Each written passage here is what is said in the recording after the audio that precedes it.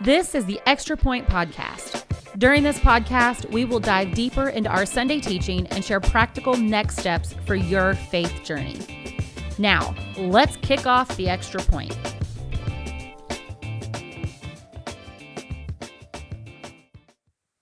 Hey, welcome to the Extra Point. I'm Cheryl Ross, the Next Steps in Discipleship pastor here at Southridge Church, and I'm with Scott Beha, our lead pastor.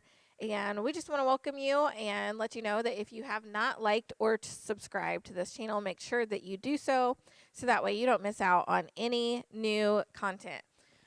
We are in our series for the future where we've been talking about kind of the initiative that we have over the next few years to eliminate our debt, but also really the why behind it is to help to just make our church be a church that our community can't live without. And I know you did something that you're not always comfortable with this past Sunday, but it was something that you really felt strongly that God had for us again on Sunday, and it was that you kind of re-preached a sermon that you did in a series a couple years ago, and it was titled "Don't Stop and Settle," from the story of Abram and his family, the call to move.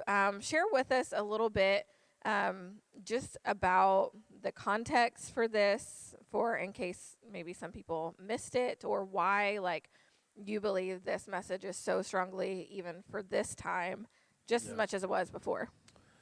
Yeah, this has ended up being a sermon that I've preached in multiple different places now, and it always seems to get the same response, which seems to be very, very positive. I remember I preached it one time at a service. I was invited to speak at this recovery service at a church, and they invited me back a year later. Now, normally when I preach something, I could ask people the next week, like people that listen to me every week, what I preached about the week before, and they would go, I don't know. When I walked in, I saw this guy that was in charge of this service. He said, hey, I still remember Don't Stop and Settle. In fact, I taught it to some people this past week. And it was like, holy cow. I mean, it's been a year. Yeah. And you still remember that sermon. So it's had that sort of impact. And so it's one of those things. And I even went back and looked at our live stream when I did this 2 years ago, and the room was like empty. So I think a lot of people actually were probably hearing it for the first time, unless they're really avid, like YouTube watchers, or they went back and listened to our stuff. But it has been one of those sermons that I think for me has been one of the times that I felt like God was really showing me something. It wasn't me just like going to the scriptures, trying to figure it out on my own. It was literally God like walking me through and seeing something that I'd never seen before. Yeah. Because, I even think back to when I was a kid, I used to do Bible quizzing. Genesis was always one of the books that we would study. I mean, I would have done that multiple times, like painstakingly poured over the first part of Genesis because of that, and never saw that until 2 years ago.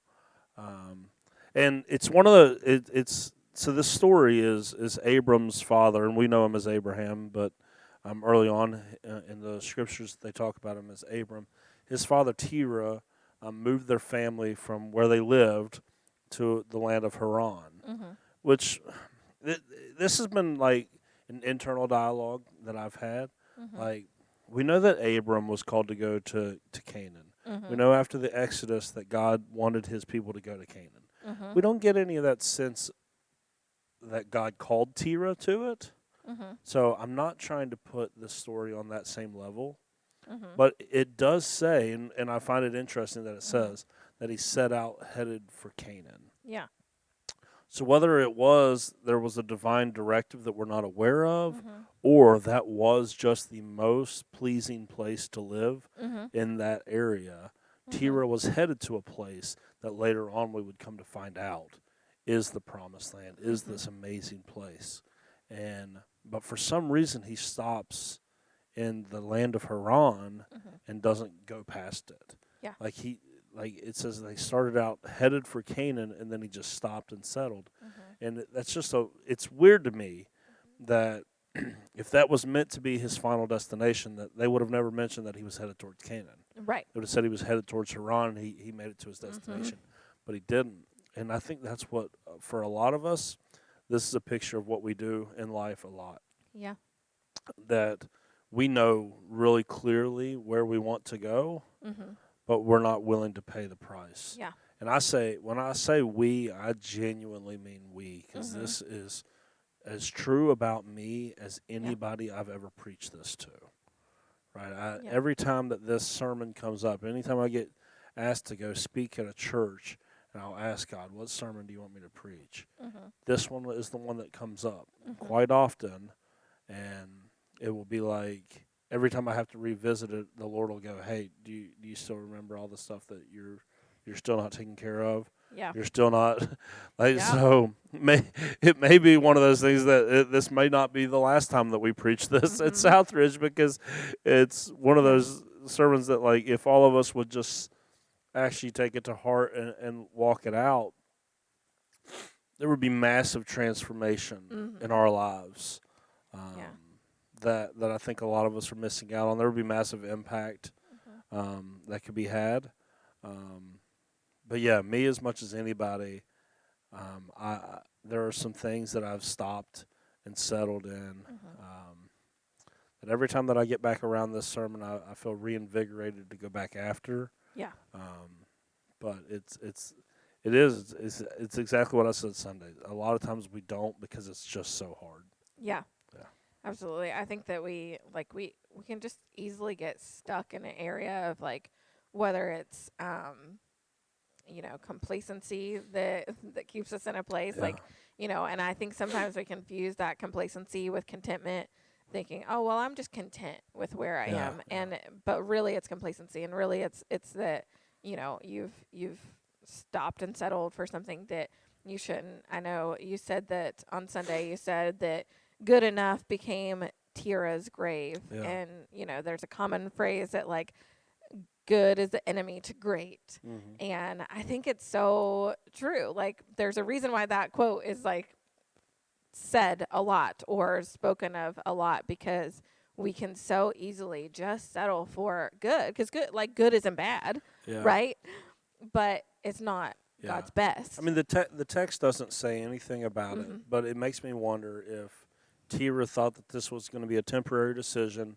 Hey, we'll hang out here for a while, and eventually we'll get to that other thing. Yeah. And then he just ended up never leaving, because I think sometimes that's what happens for a lot of people is they find a place that's comfortable in life. They're like, okay, look, I pushed really hard to get here, because that journey from Ur of the Chaldeans to Haran was probably difficult enough with the amount of people that he was moving and all the possessions and all that. Nobody likes to move.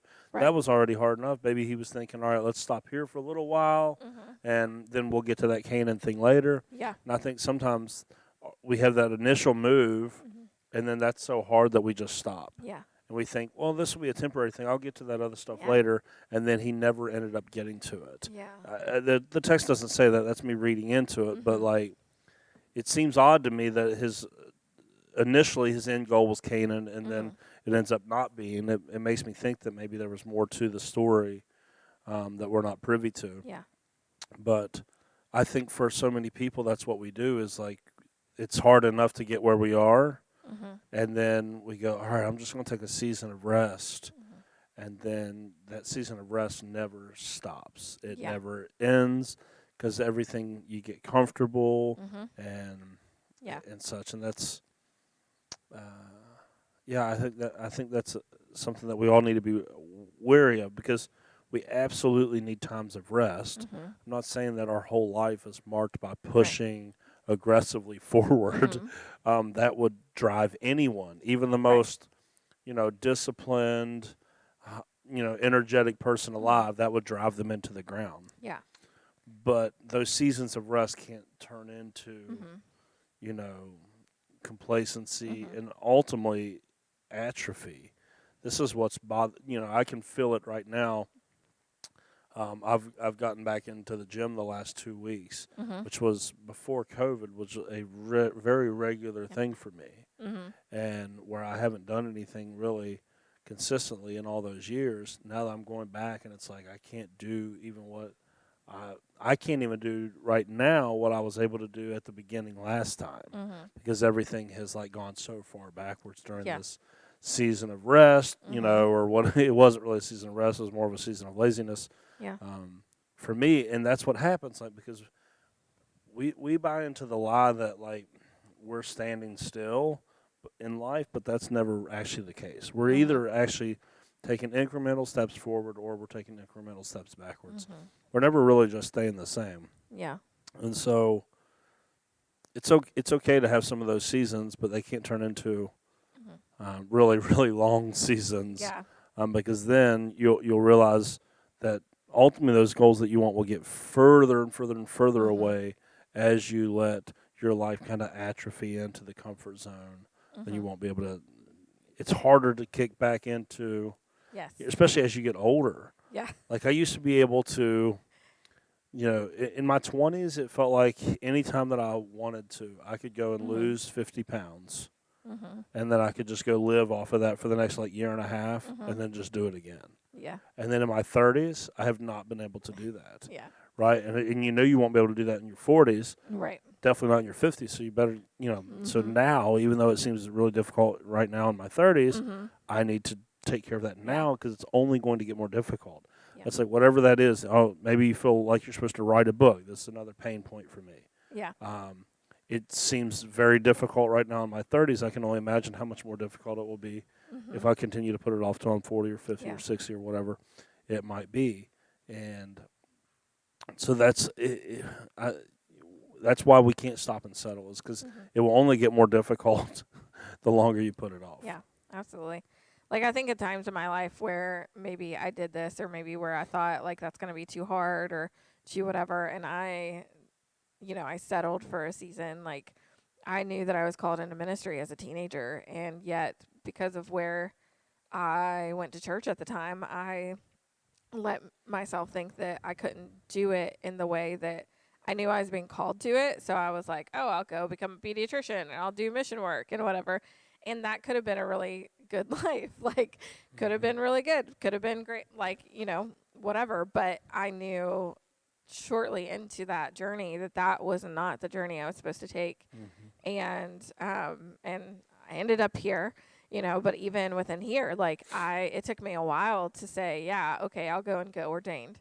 Yeah. And even in that process, there was a point, like one of my first meetings with that board, they looked at me and they said, well, you don't need to be ordained to do what you're doing in kids ministry. Because at the time I was children's pastor.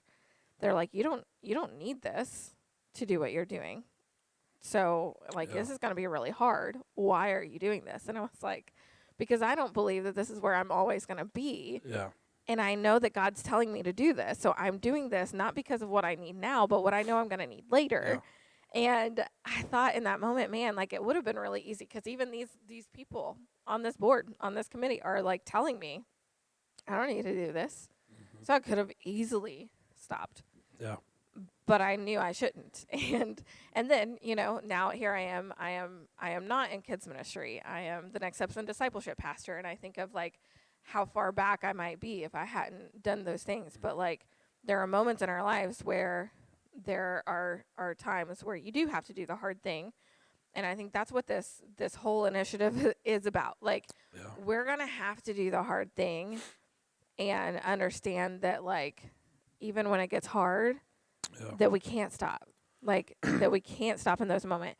And I loved how you talked about, like, so when Abram did leave, when Abram left, he had to leave behind places and people and what was comfortable, what he'd known. He had to leave those things behind in order to move forward. And I think this is probably where we often struggle in those callings, in those moments of like leaving those things behind to move forward into what God has for us. Yeah, this was the biggest difference for me. As a kid growing up in church and throughout my teenage years, there's many times that I really wanted to respond to God in my life, but I was never willing to do this. I was Yeah. not willing to leave behind my friends and all the stuff that I was involved in. Yeah. I just wasn't. The reason why when I really finally got saved when I was 23, that was a decision that stuck, where the ones in my teen years never did, was because I literally did this. Like, I literally left behind all my friends. Yeah. Uh, Stopped going to the places. Like, I stopped trying to think, oh, I can still go and hang out and I can still, like, no, I literally had to leave everything behind. Yeah. Now, for me, it wasn't a forever thing. Yeah. Like, I have some of those relationships back now. But if I had not moved past those Yeah. in that moment, I would not be Right. spiritually where I am right now, because that's what always happened to me in middle school and high school. I would go to like a youth camp or something. I'd be like, man, I really want to do this. Like, I believe this stuff or whatnot. But then I would come back and be like I'm not going to be that kid that's like, you know, the weird Christian kid in high school or whatnot. So I was unwilling to leave behind all of that stuff. I didn't want to stop going to the places that I was going and things like that. And that's been the biggest difference is for me where I'm at now is I did leave behind all of that stuff. Yeah. And it was hard. Like, I tell people all the time, like, my journey of getting saved was so weird, because I always hear people when they get saved, oh, it's like the best time of my life, and all this. And it's like, for me, it was really painful because of all the stuff that I had to leave behind to get where I ultimately wanted to go. Like, I didn't, because when you're in that in-between spot, like when all of your friends and all the stuff that you do before Christ are all, you know, gone, Yeah. but you're so new in your faith and like going to church and stuff that you don't have anything built up on that side. Yeah. Like, you kind of get caught in the middle to where it's like, I don't know these stinking church people yet, but Yeah. I know I can't go back over Right. here. And so it was just like a really lonely time Oh yeah. for me, where it was like, I'm making this decision. I have to make this decision. My life was a disaster, but I didn't have this, like, all these relationships over here. Now that I do, and I got them within months and within a year of being part of the church, but like, I didn't have that initially, and so it was very difficult because I left everything behind, and that made the biggest difference in my life. Yeah, absolutely. I think that is a huge difference. Like, for me, that moment for me was not when I initially was saved, but it was when God kind of brought me back and made me realize that I had been believing lies and living in a way that I shouldn't.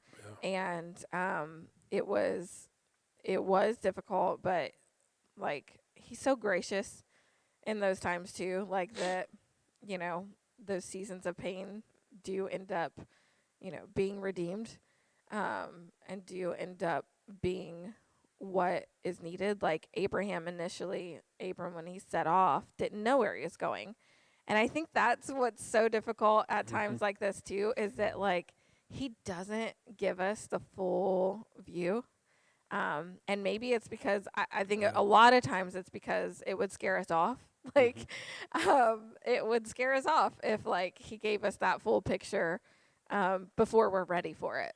Like, to sit there and think, like, oh, you're going to become a lead pastor of a church. Yeah. That moment that you got saved, like, that would have probably scared you off. Like, or you'd have thought, there is absolutely no way I'm going to get from where I am now to there.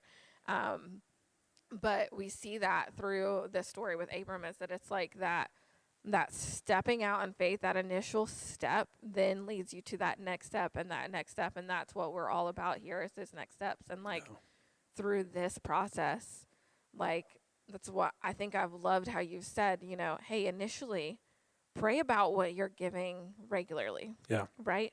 Because if you're not giving regularly, or like, that's your first step.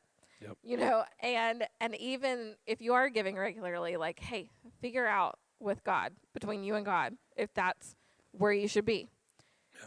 And then go from there. And then, you know, with the other giving, like, then pray about that and decide what that is. And then you make that commitment.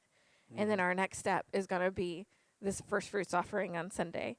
and knowing that it's like, hey, like I've now made the commitment. Now my next step is to give that first initial amount that I'm supposed to give towards this.